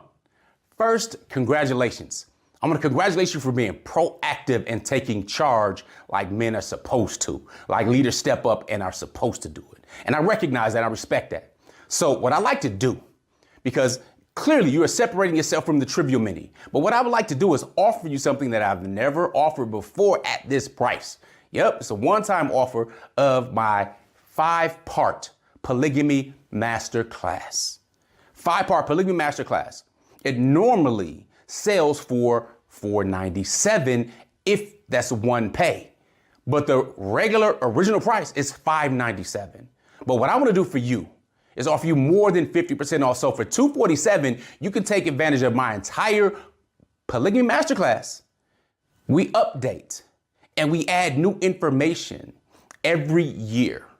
So from this point on, through all polygamy masterclass updates and changes and so on, you get full and complete access, as well as access in our educational community where you'll be able to ask me questions regarding it. We'll be able to go over different things within our private space with other members. So yeah, you'll be able to communicate with other members. You'll be able to get ahas. You get, of course, the downloads and everything else that comes along with it. So again, because you're being proactive, either you're going to go ahead and take advantage of it or you're not. It's no problem if you don't, but if you are, you're going to get the opportunity to take advantage of it right now for only $247.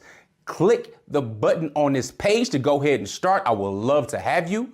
I love to work with those who rise to the top, those who choose to be the cream, because we know average is nothing but the top or the bottom of the top. And you're clearly choosing to be outstanding. So if you want it, go ahead and take advantage of it. That's my special gift to you because I honor and respect you taking advantage, and I look forward to working with you in our membership area with taking things to the next level. And remember, wish changes nothing, but a decision changes everything. See you in the course. Assalamu alaikum. Peace. Whew. All right. So that commercial or ad I just put up because I was wrapping up the other discussion. So if you are here for a couple minutes or whatnot, if you have any questions that you want to ask that I did not address in the live we were doing with our dear brother Nasir Al-Amin, feel free to go ahead and ask him. Post in the chat. It's just me and you right now. We'll be frank, get to the point. or I can just go ahead and get ready to log off in a couple minutes, either way. So if you got a question, put some question marks in front of it. State where you are from. I see Muhammad Hassan, Devin Robertson, Walaikum Assalam wa rahmatullah, Sanquisha, Afro National, Shadow Music. Shout out to all of you. Izzy, I think that's how you pronounce that, Izzy Nosa. So any questions, comments, concerns related to polygyny or anything else that we might have talked about tonight, feel free to ask a question. Go ahead and put some question marks in front of it, and we can go from there. Otherwise, again, I'm going to sign off. Prayerfully, you got some great information from our dear brother Nasir Al-Amin. If you haven't subscribed to his channel, please do. We were streaming and kind of doing something a little different tonight, or this afternoon or this morning, depending where you are in the world. So prayerfully, again, you got some good information. You can take it with you and go to the next level. I know I've been here for a little bit. Don't usually go that long. But if you are here right now, then make sure that you on our email list, because on January 1st, we're going to do something special for you for a few hours with planning out your year. And you'll get all of those details and log in to see where we're doing it from, right from our newsletter that will be going out on Monday, the 26th. So again, with that being said, since I don't see any new questions up in here, we appreciate you. I see Nasir's over here in Kuwait representing. Good brother, of course. So again, cognitive behavioral therapist. So the brothers are really out doing the work and changing lives, and we encourage you to be a part of that. So with that being said, again, I'm Coach Nazir. Coaching helps men get their shift together, and I am out. Make sure you are choosing to be outstanding, because average nothing but the top of the bottom, or the bottom of the top. Assalamu alaikum. Peace.